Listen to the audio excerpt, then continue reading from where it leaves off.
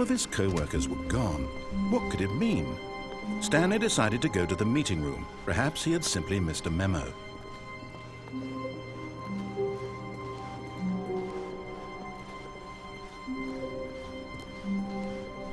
When Stanley came to a set of 2 open doors, he entered the door on his left.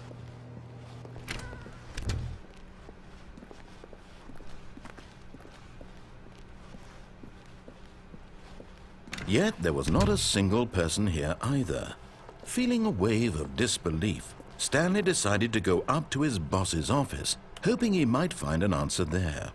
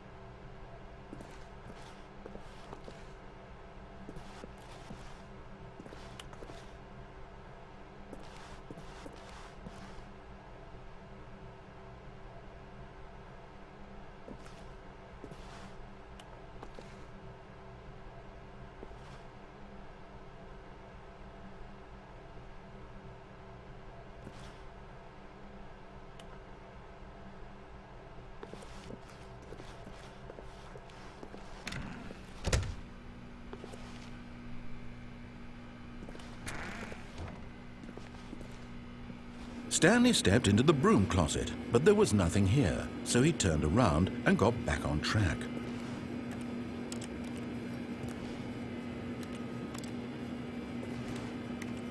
There was nothing here. No choice to make, no path to follow, just an empty broom closet. No reason to still be here.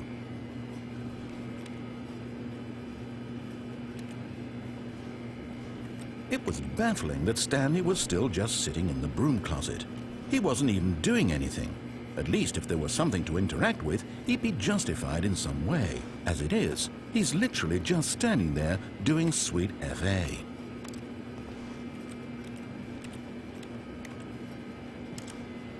Are you really still in the broom closet? Standing around doing nothing? Why? Please offer me some explanation here. I'm genuinely confused.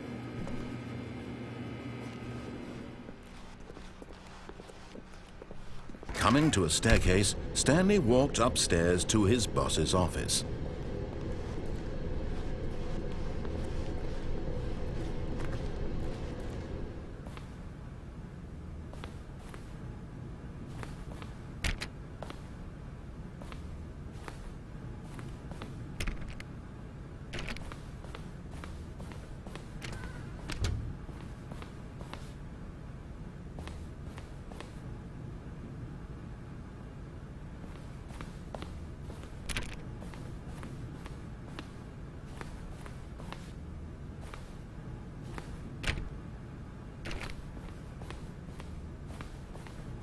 Stepping into his manager's office, Stanley was once again stunned to discover not an indication of any human life.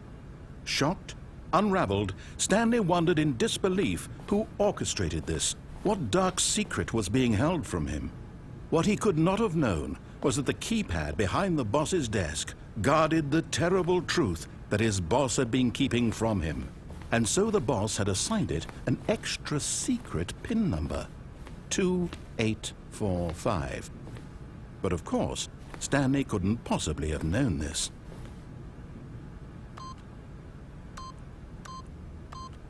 Yet incredibly, by simply pushing random buttons on the keypad, Stanley happened to input the correct code by sheer luck.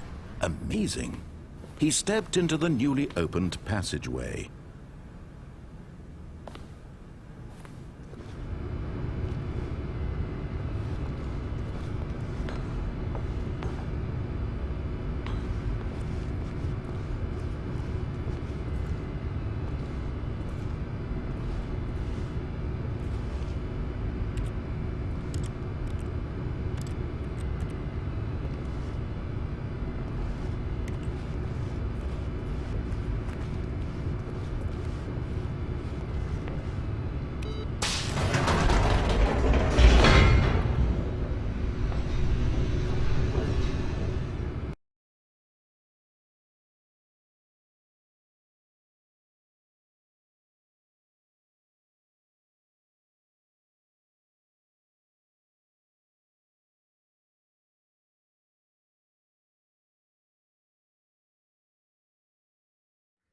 Descending deeper into the building, Stanley realized he felt a bit peculiar.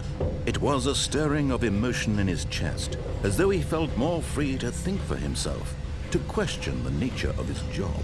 Why did he feel this now, when for years it had never occurred to him? This question would not go unanswered for long.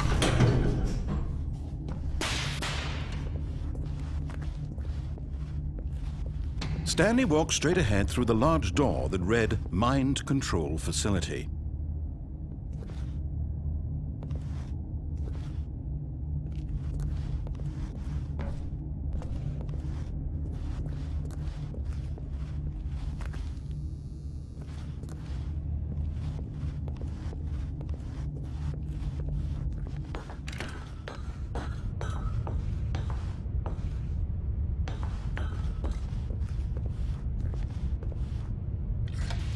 The lights rose on an enormous room packed with television screens. What horrible secret did this place hold? Stanley thought to himself. Did he have the strength to find out?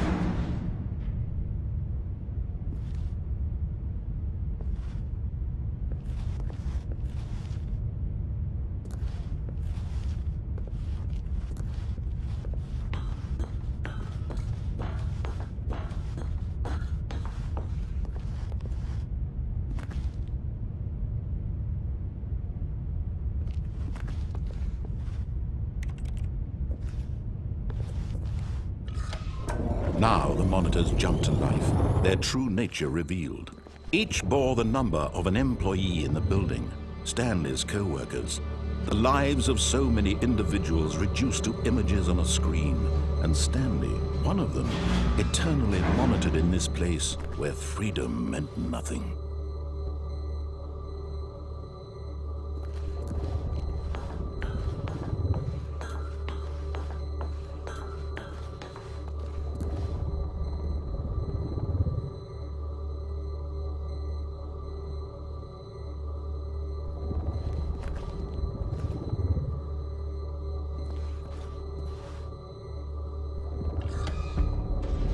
This mind control facility, it was too horrible to believe. It couldn't be true. Had Stanley really been under someone's control all this time? Was this the only reason he was happy with his boring job? That his emotions had been manipulated to accept it blindly? No, he refused to believe it. He couldn't accept it. His own life in someone else's control? Never! It was unthinkable, wasn't it? Was it even possible? Had he truly spent his entire life utterly blind to the world? But here was the proof, the heart of the operation. Controls labeled with emotions, happy or sad or content, walking, eating, working, all of it monitored and commanded from this very place. And as the cold reality of his past began to sink in, Stanley decided that this machinery would never again exert its terrible power over another human life, for he would dismantle the controls once and for all.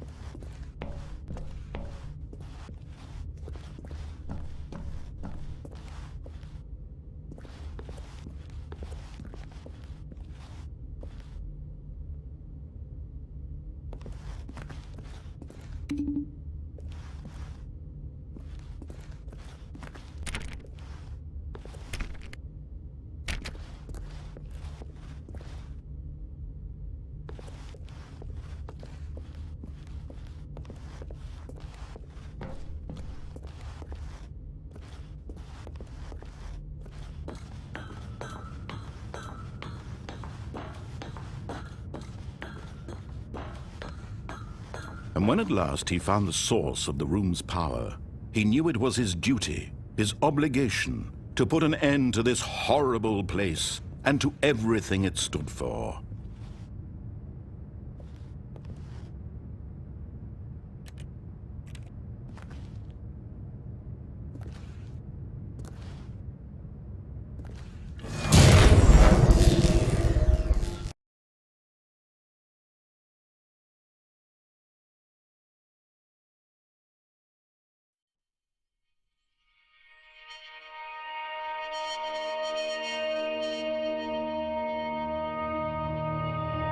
Blackness and a rising chill of uncertainty. Was it over?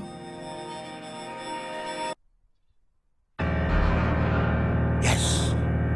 He had won! He had defeated the machine, unshackled himself from someone else's command. Freedom was mere moments away. And yet, even as the immense door slowly opened, Stanley reflected on how many puzzles still lay unsolved. Where had his co-workers gone? How had he been freed from the machine's grasp? What other mysteries did this strange building hold? But as sunlight streamed into the chamber, he realized none of this mattered to him, for it was not knowledge or even power that he had been seeking, but happiness. Perhaps his goal had not been to understand, but to let go.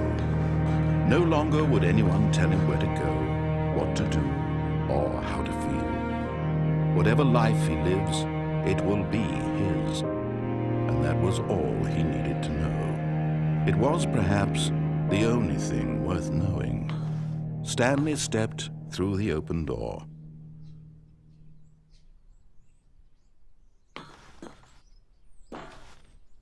Stanley felt the cool breeze upon his skin.